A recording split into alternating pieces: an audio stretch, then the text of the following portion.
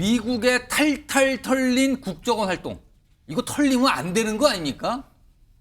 다 털렸답니다. 다 보고 있었답니다. 무려 10년이나. 근데 몰랐다는 거예요.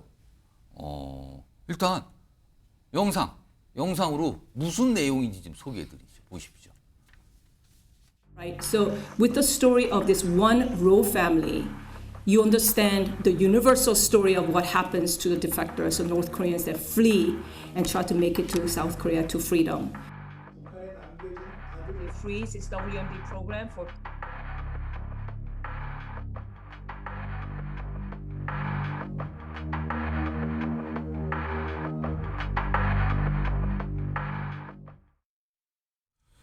지금 뭐 사진 찍힌 거, CCTV 찍힌 거 나오고 미국에서요 지금 이 수미 테리라는 인물이 있습니다. 미국 정부를 위해서 일했어요. 근데 이 인물이 한국 정부를 위해서 사실상 불법 로비스트 활동을 했다. 이러면서 기소가 된 겁니다. 우리하고 관련이 있어요. 자, 그럼 이 수미 테리라는 인물은 누구일까? 화면 좀 보겠습니다. 서울 출생인데 어릴 때 미국으로 이민을 갔어요. 그리고 미국에서 공부를 하고 뭐 대학도 마치고 해서 CIA에 들어간 거예요. 중앙 미국 정보기관에. 그래서 동아시아 분석가로 근무를 했고요. 최근 뭐 은퇴를 했죠. 그리고 2008년, 2009년에는 백악관 근무도 했었네요. 그래서 한국과 일본 등등 이 지역을 담당하는 과장도 거쳤어요. 그러니까 미국 정부를 위해서, 미국 정보기관을 위해서 아시아 쪽 일을 담당하는 공무원이었던 거예요. 근데 이 인물을 우리 국정원이 뭔가를 주고 뭐 해서 정보를 빼오고 이랬다는 거 아닙니까 지금요? 화면 좀 볼까요? 사진입니다. 이런 사진이 다 찍혔습니다. 저기 보시면 처음에 첫 번째 왼쪽에 보면 어디 매장인데 고급 명품을 파는 매장에서요. 국정원 요원이 뭔가 사고 계산하는 모습이에요. 아, 뭐 샀다. 그런 다음에 저기 보면 길거리잖아요. 거기 한 여성분이 뭔가 들고 가죠. 그리고 한 남성이 있죠. 국정원 요원이랍니다. 수미테리. 뭔가 들고 있는데 그거 선물 받은 거랍니다. 고가의 명품백. 그리고요 지금 그 마지막 오른쪽에는요 어느 식당인데요. 누구하고 앉아서 얘기한지 다 찍혔습니다. 사진이. 국정원 요원이었답니다. 뭡니까? 이거 왜 찍힙니까? 지금 정보기관 요원이. 그리고 기소됐잖아요. 공소장 내용 좀 소개해드리죠. 이겁니다. 국정원에서 식사 대접과 사치품, 뭐 명품 이런 거 돈 고 연구비도 줬대요.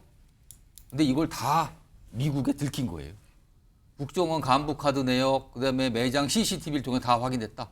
그리고요, 뭐 여기 보면 블링컨 옛날에 뭐 이 장관이잖아요. 회의 직후 국정원 차량 탑승하고 뭐 메모한 내용 이런 것도 막 넘겨줬다. 그래서 이게 미국 뭐 외국인 대리 등록법 위반으로 혐의로 기소됐다. 이 과정이 10년 걸렸답니다. 10년 동안 미국 이 수사당국이 추적해서 이번에 기소된 거예요. 윤경호 소장님. 10년을 미행했는데 이것도 모르고 있었다는 거잖아요. 우리 국정원에서는. 다 노출됐고요. 약간 좀 황당하기도 한데 이거 어떻게 봐야 됩니까? 워싱턴에 제가 2006년부터 2009년까지 특파원 생활을 했는데요.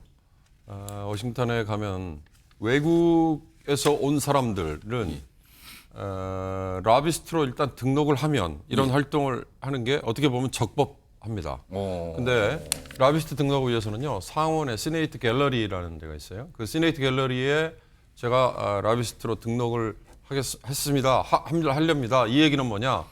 의회든지 아니면 미국 정부의 공무원들을 만나는 일을 하겠습니다라고 합법적으로 그걸 공표를 하는 거예요. 그걸 하지 않고 이런 활동을 하는 경우에 대부분 저촉이 되죠. 그러니까 우리의 경우는 이제 변호사들이 그런 것들을 대부분 뭐 이제 독점한다 그러는데 미국은 외국과의 일이 많기 때문에 특정한 나라를 위해서 활동하는. 그래서 이번에 수미테리도 외국 요원 등록법이라는 게 있어요. 그거에 위배라고. 그러니까 등록이 안 된 상태에서 다른 나라 정부를 위해서 일했다 이거잖아요. 그렇습니다. 그래서 미국 정부가 특히 이스라엘과 중동의 아랍권 나라들, 그다음에 대만, 주로 이런 나라들을 위해서 공식적으로 비공식적으로 활동하는 경우에 예의주시를 해서 이런 혐의로 많은 경우에 문제 제기를 해요. 그런데 우리의 경우는 지금 10년여 정도 이 수미테리를 백업을 했던 게 국정원이라고 그러잖아요. 예. 근데 저는 지금 궁금한 게 국정원 이제 워싱턴 같은 곳에 가면요. 대사관의 정무팀에 국정원 소속 요원들이 공식적으로 외교관 신분을 갖고 활동을 합니다. 예. 이들을 화이트라고 얘기해요. 예, 예. 이들과 별개로 연수 형태로 와 있거나 또는 다른 어떤 식으로든 워싱턴 와가지고 주재를 하면서 이를테면 드러내지 않고 활동을 해요. 블랙 요원들이라고. 예, 예. 이들이 이런 활동을 했다면 이건 그야말로 하수 중에 하수 역할을 한 거죠. 그러니까 외교관 신분에 화이트 요원들이 이렇게 공식적으로 지금 뇌물까지 알려지기로는 여기 노출된 신분들은 외교관 신분으로 왔다 그래요. 그러면 그거는 이를테면 이렇게 걸릴 염려가 없는 예. 그러니까 선물을 줘도 지금 나온 것 같이 뭐 고가의 뭐 명품 백을 줬다 이런 게 아니고 이를테면 미국에서는요 이쑤시개 파티라고 얘기하거든요. 그러니까 상대를 대접할 때 그냥 서서 이쑤시개로 뭔가를 찝어 먹을 수 있는 정도의 음식을 대접하면 그건 문제가 되지 않는. 그러나 그걸 넘어서는 정도를 했다는 그것 때문에 이렇게 꼬리가 잡힌 건데 저는 이번 사태의 가장 큰 게 두 가지라고 봅니다. 하나는 수미테리가 기본적으로 민주당 성향이에요. 그러니까 아까 2008년 정도부터 10년까지 오바마 정부 시절에 NSC에서 근무를 했던 경력이 있고 그 이후에는 윌슨 센터에서 주로 활동을 했던 건데 예. 이번 바이든 정부의 토니 블링컨 국무장관이 주재하는 핵심 회의에도 예. 북한 관련 핵심 회의에도 참석을 했다는 거거든요. 그거에 지금 문제가 제기된 건데요. 미국은 민주당이든 공화당이든 이걸 절대 정치적으로 판단하지 않습니다. 둘째, 국정원의 활동이 이렇게 낱낱이 미국의 FBI에 털려버렸다는 게 저는 그게 앞으로의 우리 이 대외 정보 활동에 치명적이고 창피한 일이다. 그 문제를 좀 제기하고 싶습니다. 그러니까 지금 언론의 반응도 그렇고 정치권 반응도 아니 뭐 이런 걸 들킵니까? 왜? 정보기관 아닙니까? 지금요? 이런 얘기가 나와요. 이런 상황에서요. 대통령실 관계자가 뭔가 반응을 좀 내놓은 게 있는데 화면에 좀 소개해드리죠. 수미테리 논란, 뭐 사진 찍히고 이러는 게 다 문정권에서 일어난 일. 문정부가 전문적으로 외교 활동할 수 있는 요원들 다 쳐내고 아마추어들로 채워서 생긴 겁니다. 문정권 때문에 일어난 일. 이런 반응인데 이건 제가 서정욱 변호사와 김성희 평론가께 제가 한 30여 초씩 3, 40초씩 시간 들 테니까 이 반응에 대해서 어떻게 생각하시는지 평가 좀 해주세요. 먼저 서정욱 변호사. 아마 이제 그 문재인 정권 때 그때 정혜구 이분이 국정원 개위원장이거든요. 예. 이때 메인 서버까지 해가지고요. 상당히 그 휴민트나 많이 노출된 게 문제는 있었죠. 그렇지만 이 문제하고는 이게 관계없는 것 같아요. 이 문제는요. 정권의 문제가 아니고 박근혜 대통령 때부터 그 10년이니까 이게. 그렇죠. 있었고요. 또 최근에 물론 정권 초지만 최근에도 그 싱크탱크에 돈 버는 게 있거든요. 예. 따라서 이제 이렇게 국정원의 무능은 정권하고 관계없는 것입니다. 김성희 평론가. 네. 저는 좀 이 기소가 개인적으로 좀 이해는 가지 않아요. 왜냐하면 기본적으로 미 공무원들은요 밥을 먹어도요 상대방이 뭔가 다른 어떤 이해관계를 특히 타 국의 이해관계를 가지고 있는 사람이라 그러면은 예. 그 자리에서 자기가 돈을 다 냅니다. 아, 그 밥을 먹은 것 자체가 이해관계 충돌이에요. 그 문제가 될 수 있으니까. 문제가 됩니다. 그렇기 때문에 제가 볼 때는 수미테이 같은 경우는 저렇게 밥을 먹고 이렇게 한 거는 현직이 아니기 때문에 저는 했다고 보거든요.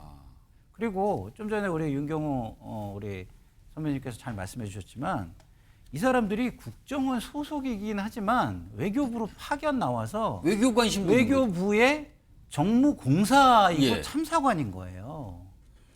그렇기 때문에 그냥 주미 한국 대사관의 그 네트워크 활동을 한 겁니다. 그럼 왜 이게 지금 기소가 됐을까요? 근데 이제 문제는 그런 거겠죠. 토니 블링컨과 이게 간담회를 했는데 예. 그런 걸 이제 오프 더 레코드로 이제 했을 거 아니겠습니까? 이제 그런 자료가 넘어갔다 이런 거를 좀 심각하게 본 것 같고요. 실제로 이제 그 수미테리 같은 경우 그런 부분에 있어서는 조금 본인이 좀 이렇게 자제를 했어야죠. 저도 옛날에 그 부시 대통령이 저희 회사 보이스 오브 아메리카에 와가지고 북한을 악의 축이라 그래가지고 북한 특별법이라는 걸 만든 경우가 있어요. 그때에 국정원 출신의 정무공사가 저한테 그 북한 특별법의 내용이 어떻게 되느냐 이걸 물어보더라고요. 근데 저는 그때 그 한국인 유학생의 그 신분이었음에도 불구하고 그 자료를 줄 수가 없었거든요.